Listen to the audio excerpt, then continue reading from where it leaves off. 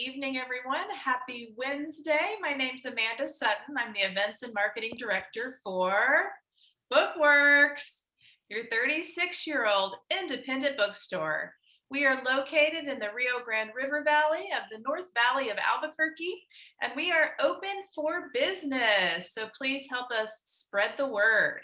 Our new schedule is Tuesday through Saturday. Our browsing hours are 10 a.m. to 4 p.m.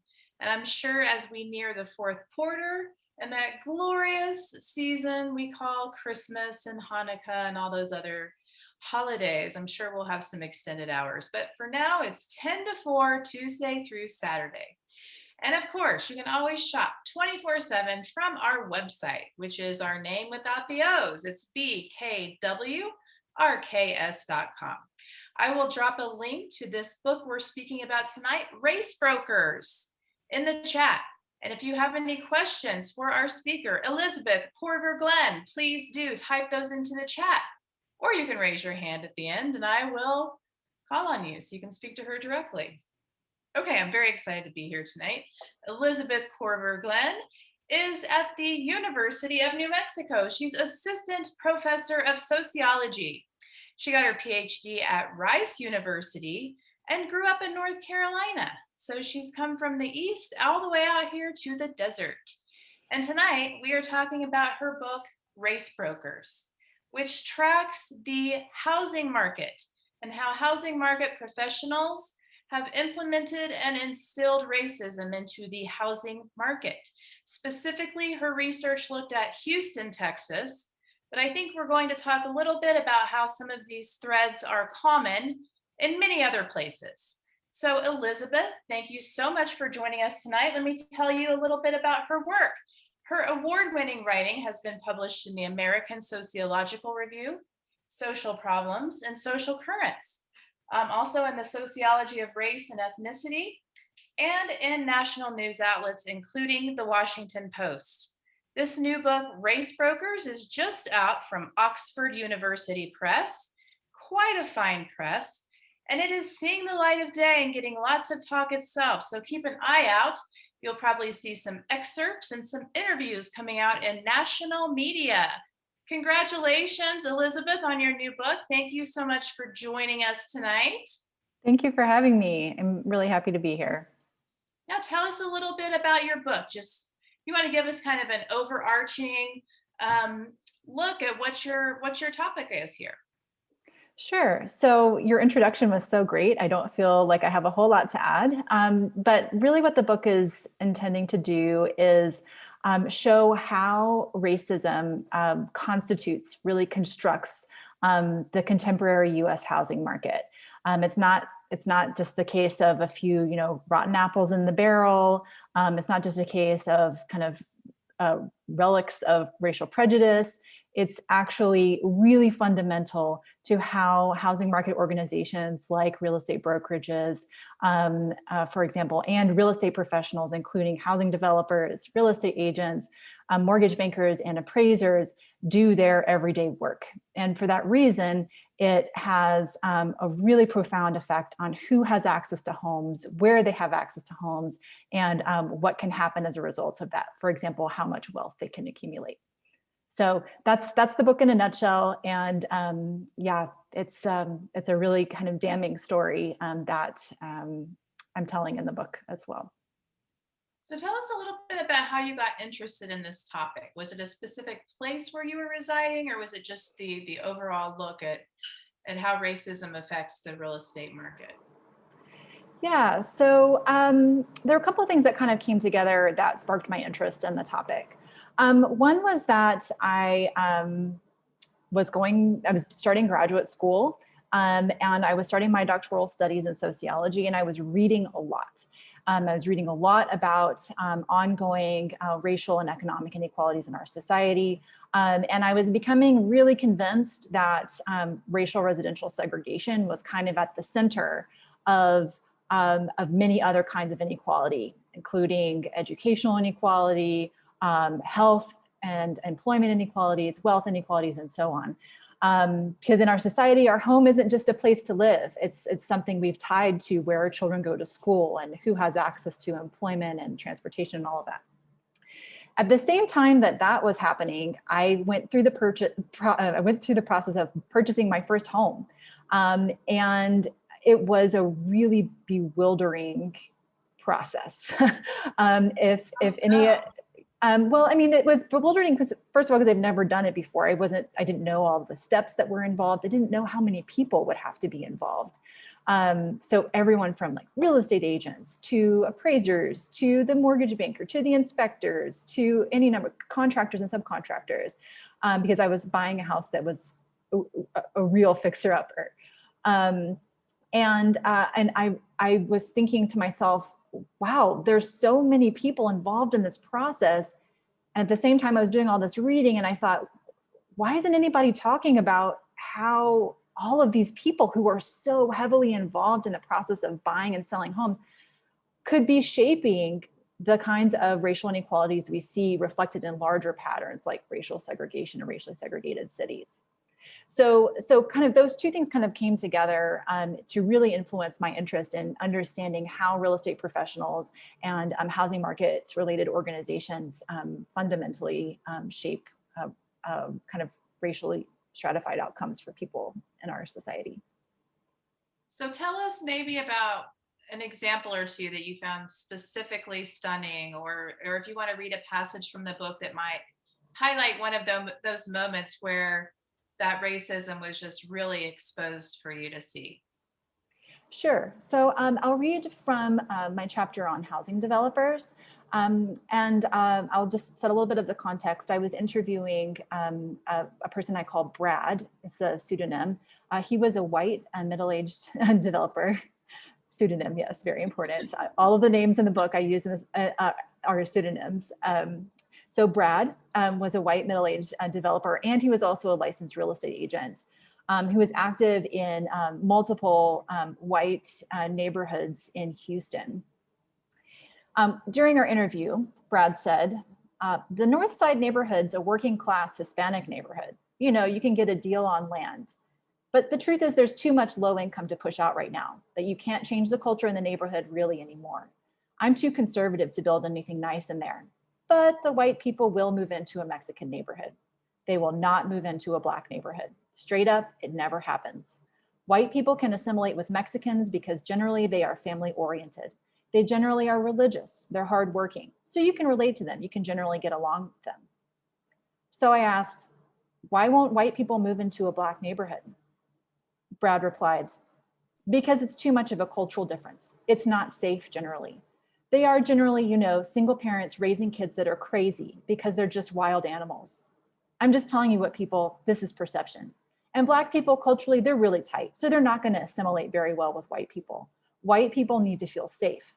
Mexicans, on the other hand, they can move into a Black neighborhood and kind of stick with their own and not really care. So that's one example from my book of how real estate professionals like Brad, housing developer and licensed real estate agent, understood people, both white people and people of color. In this case, he specifically names Black and Mexican people, and shows that in no way is his decision-making about where to build homes for sale, where to develop land for residential sale, is in any way neutral. And it's example after example like that. And I also talk about how different routines, like percentage-based commission, for example, in real estate brokerage, really shape some of these racist ideas about people and places in the book as well. Wow. So what implications does that have for actual real estate agents, people showing homes, where they will show homes to different types of people, and how does that play out and what a neighborhood's demographics might look like over time? Do you have any insight into that? Yeah, absolutely. So all of the professionals in my study, whether they were housing developers, real estate agents, mortgage bankers, or appraisers, they used one of two, what I call rubrics, to kind of filter their everyday work. One of these rubrics, which was very prevalent amongst the white professionals I studied, I call the racist market rubric. And this was a very kind of widely shared set of racist assumptions about people in places of color that determined how they interacted with their clients, where they showed their clients who were also predominantly white, where they showed their clients homes for sale, how they advised their clients, whether they called out their clients for being racist or not. So it really, these ideas that were very much in line with what Brad just articulated in the passage I read, they used those very same or similar ideas to determine where they actually sent their clients, where they looked for homes, how they counseled their clients, and so on. So, I mean, really these ideas, these racist ideas were fundamental to how they did their work.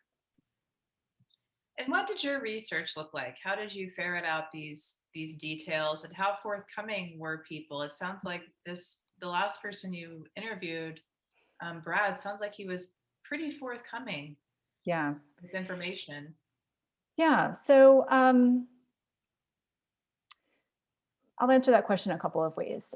One is that I I was doing this project, and my advisors in graduate school were concerned about me doing this project, in part because they told me, "Hey, look, it's illegal for real estate agents to talk about race. Like, what makes you think that you can actually like feasibly do this?" And so I conducted a couple of pilot interviews, did a lot of background research, and I went back to them. I said, "Look, here's the deal. I am a person that is assumed to be white. I am a white person. I have access to these white spaces where white real estate agents, white bankers, and white home buyers and sellers all hang out. And part of being a white person is being assumed to be safe in a white space."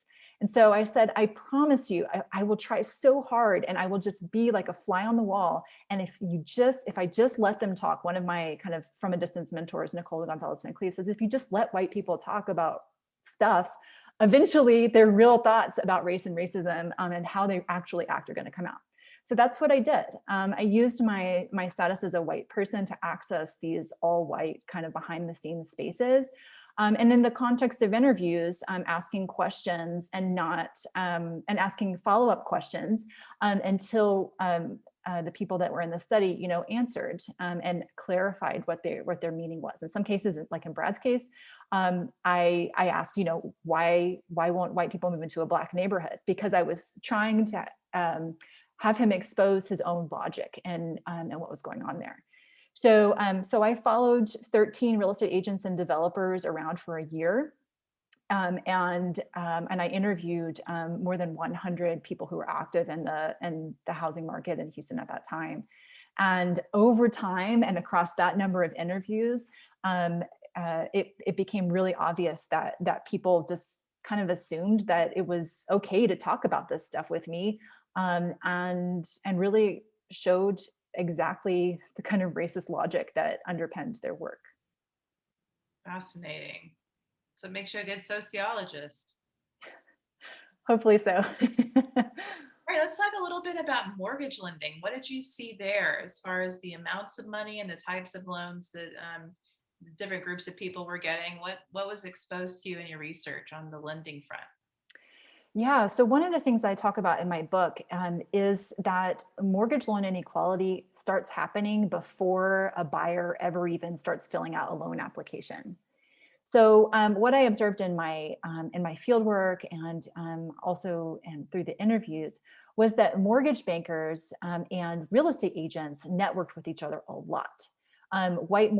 Mortgage bankers in general thought, hey, if I can successfully network with one real estate agent, that's probably going to bring me more business than me trying to network with like 50 people who might eventually be home buyers. So there was a lot of networking that went on behind the scenes between mortgage bankers and real estate agents. But there was one really important part of this that shaped how mortgage loan inequality happened, which is that white real estate agents referred their clients to white mortgage bankers, and white mortgage bankers intentionally networked with white real estate agents to try to get access to their white clients. And the logic that was undergirding both of these kinds of strategies was that White real estate agents they had some really racist stereotypes about mortgage bankers of color in some cases, whereas white mortgage bankers reasoned that white home buyers were going to bring more value to the table. They would get like a higher commission, basically. And so they had these kind of racist economic assumptions about who these white real estate agents would bring them that real estate agents of color would not bring them. And they also avoided working with real estate agents of color.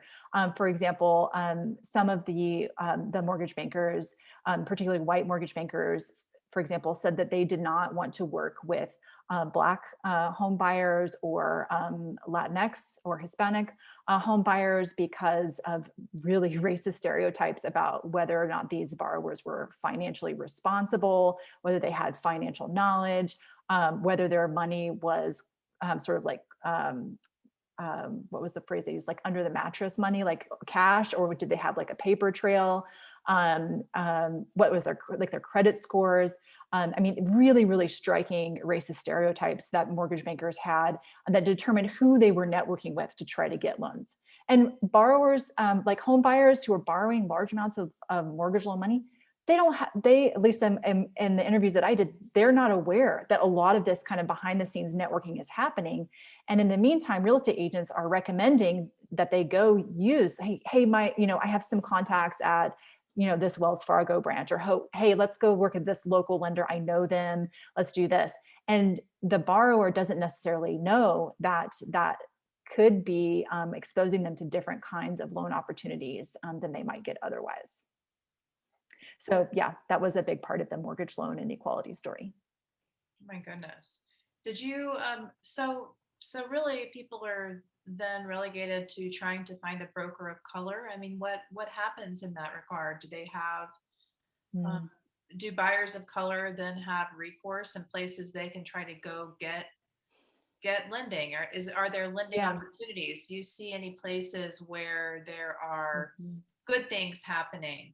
Where there might be kind of a change, a shift? Yeah, that's a great question. There was a very small subset of the professionals I interviewed. Almost all of them were professionals of color that I call in the book racism breakers. And these were professionals who were very aware, like hyper aware of what was going on, in particular amongst their white colleagues and counterparts, and had themselves witnessed or experienced the kinds of discrimination and stereotyping that I was observing amongst the white folks that I was interviewing and shadowing. And so they took active steps to try to mitigate or at least lessen the exposure to this discrimination and racism that their clients of color would experience. So some of the things they did, for example, there was one Black real estate agent and broker who actively avoided particular lenders that had a history of discrimination. And she would send her clients of color, her home buyers of color, to other lenders and mortgage bankers that she trusted, that she thought would be very fair to them. Another real estate agent and developer of color who was really, really upset at how he thought the Latinx population of Houston was underserved by the broader real estate community, actually went to specifically marketed his services in Latinx communities and built a thriving business, redeveloping and developing land, selling homes, and even got into a little bit of mortgage lending as well.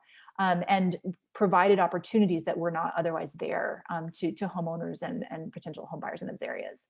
So yes, there was a very small group of professionals who were working against the very strong tide of housing market racism that their white counterparts in particular were involved in and recycled. But it's a pretty bleak picture. So how did you personally first become interested in this topic? It seems like such a finite look at society, right? But something that's so important. Housing is so crucial.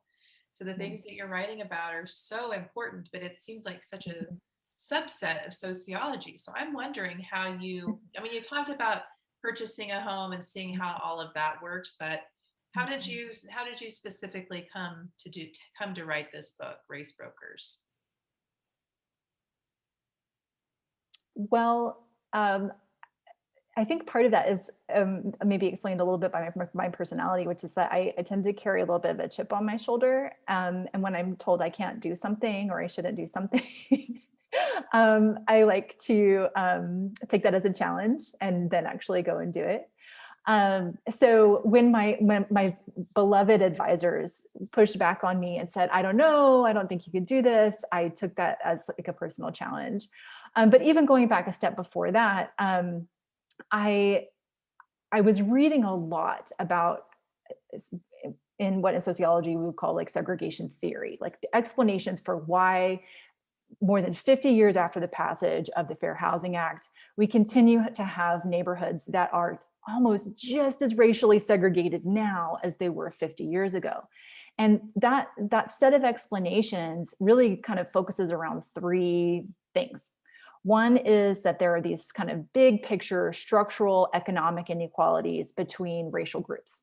So, white people can just afford to purchase more homes than people of color because of both historic and contemporary inequalities in like employment and wages and so on, education, lots of reasons there.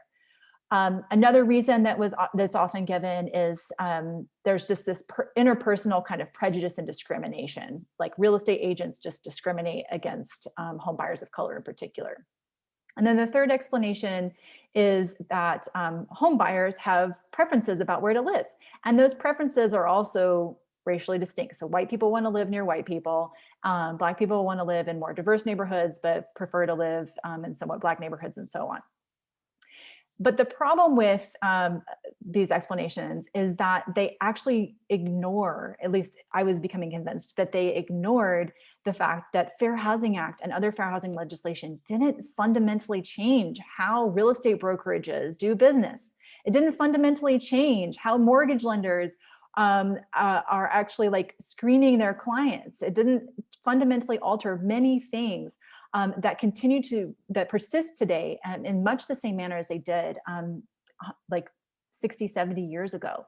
And maybe now it's colorblind in the sense that on official forms and so on, racism isn't recorded, but it absolutely continues to happen behind the scenes and in ostensibly or supposedly race neutral ways that are absolutely nevertheless very racially stratified and unequal.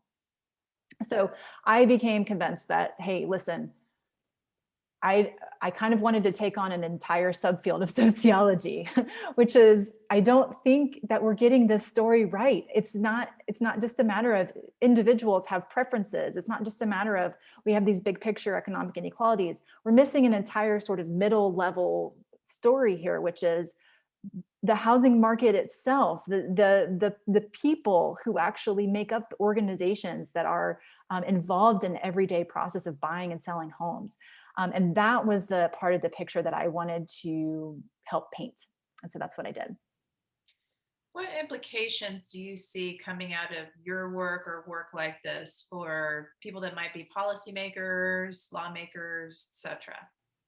Yeah, so in the book, I tried to really steer away from kind of what I call like the normal sociology policy recommendations, which is enforce fair housing legislation, just do a better job of that. That's kind of the general, like whenever I read sociology books, especially those about housing or segregation, like that's often the takeaway that I get. And I'm like, okay, that's nice, but there are other things that we can do. So there's actually an entire chapter of the book the chapter's called Fair Housing, where I look at three different kind of categories of potential policy responses to what I uncovered in my research and write about in the book. One kind of big picture category is monitoring.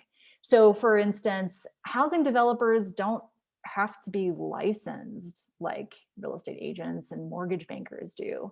And the permitting processes that they have to go through are really about the kind of the physical integrity of the home. But there's no oversight of housing developers. There's no monitoring of private for-profit housing developers.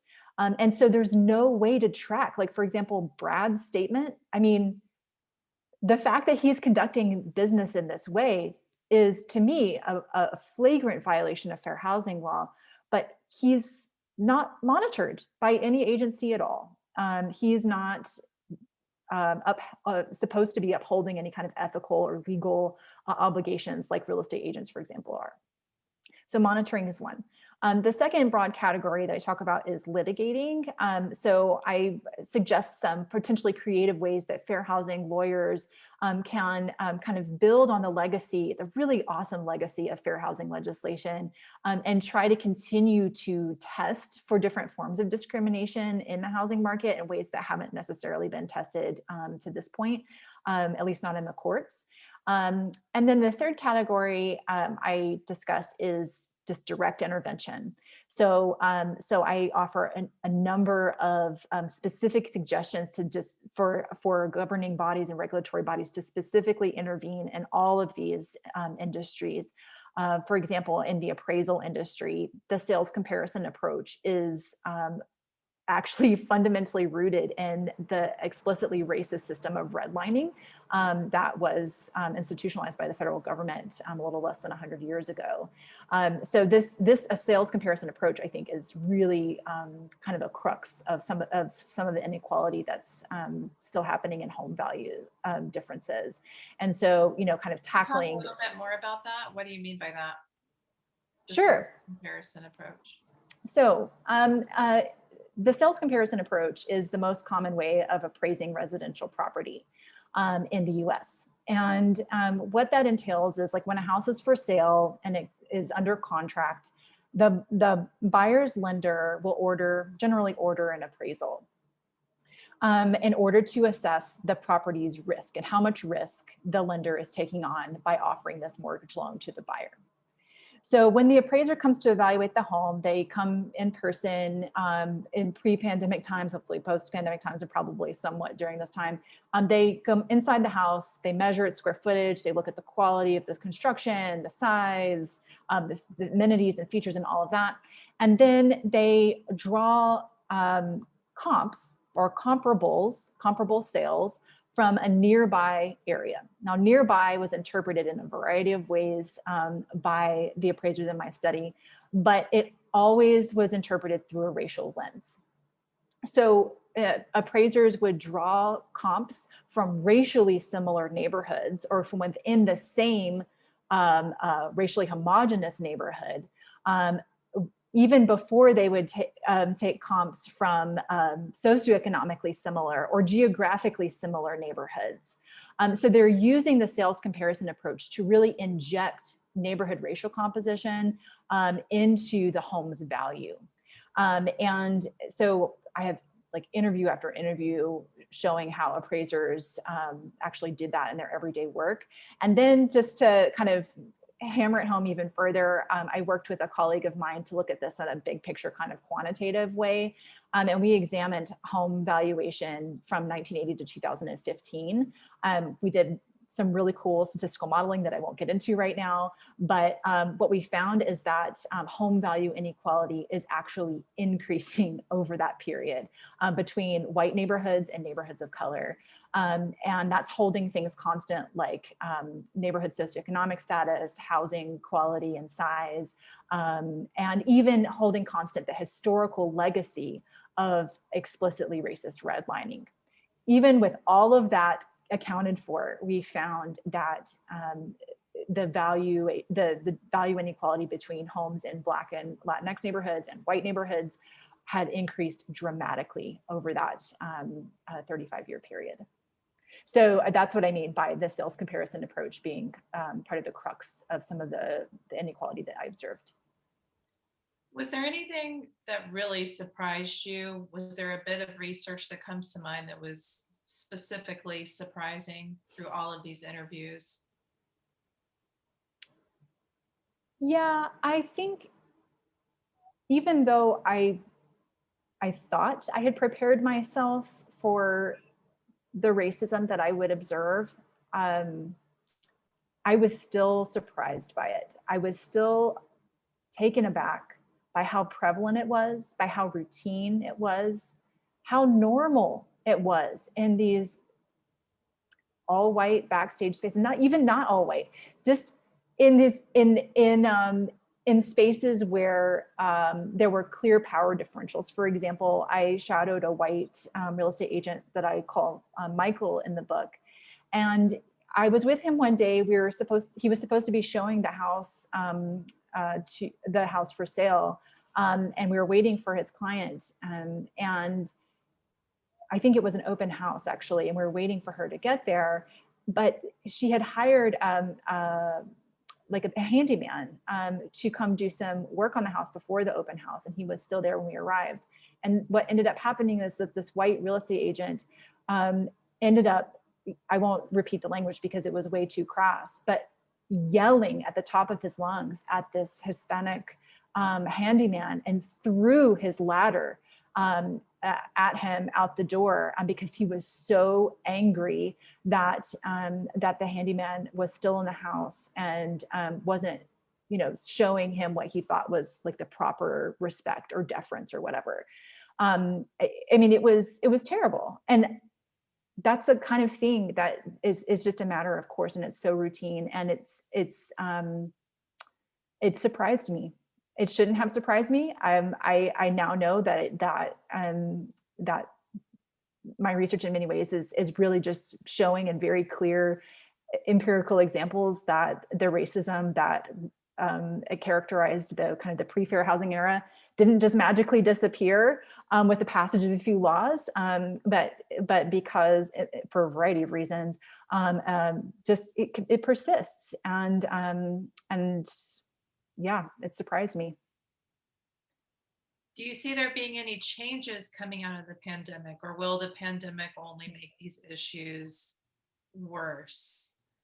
Do you have any projections for us? That's a great question. I've actually been thinking a lot about this because I'm doing a little bit of writing on it right now. I actually think the pandemic, not just the pandemic, but the fact that the pandemic, I think, has exacerbated and really exacerbated this kind of hot market that we're experiencing right now. The lack of supply, the low interest rates. Some of this, I think, was just actually prompted by the pandemic. I actually think this hot market that we're seeing right now in Albuquerque and across the country is actually probably creating worse outcomes for people of color in the housing market. In part because there are a variety of things, like, for example, this isn't the case in Albuquerque or other areas in New Mexico, as far as I'm aware, but in other states, for example, there are things called due diligence fees that buyers pay when they put an offer, or they offer to pay when they put an offer on a house. And these are fees that the buyer does not get back if they decide to walk away from the home. So in this hot market, we're seeing houses with getting multiple offers on them, and the buyers who can bring thousands of dollars in due diligence fees and be willing to like gamble with that kind of money are the ones who are winning these contracts, the ones who are winning these bidding wars for homes. And so some of what I was talking about, the sort of big picture economic inequalities that are a very harsh reality of our society between whites and people who are not white, absolutely, I think, are playing into that. So it seems to me that given this hot market, the white people are probably more likely to win these bidding wars because they have more cash on hand on average. Other things that might be getting worse, for example, Redfin, which is one of the largest brokerages in the US, put out some data, I think last week or the week before, showing that pocket listings, which are home sale listings that real estate agents don't list publicly on the MLS before they send it out to their networks, that the pocket listings are on the rise during this really hot market that we're seeing. And when that happens, that means that real estate agents are sending information about a home that's for sale only to the people in their networks.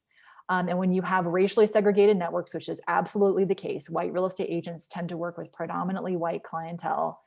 They work with predominantly white mortgage bankers, and so on and so forth. That means that they're filtering information about a for sale home to a disproportionately white group of people, and they're disproportionately excluding people of color. So if pocket listings are on the rise, that means to me it's a signal that people of color are being disproportionately excluded in increasing ways from accessing for sale homes. So yeah, I think there are a variety of ways that pandemic related kind of dynamics that we're seeing in this really hot housing market are probably exacerbating many of the things that I observed in my research. So where is your research taking you now? What kinds of topics are you interested in? Are you still looking at real estate aspects, or have you moved on to something else?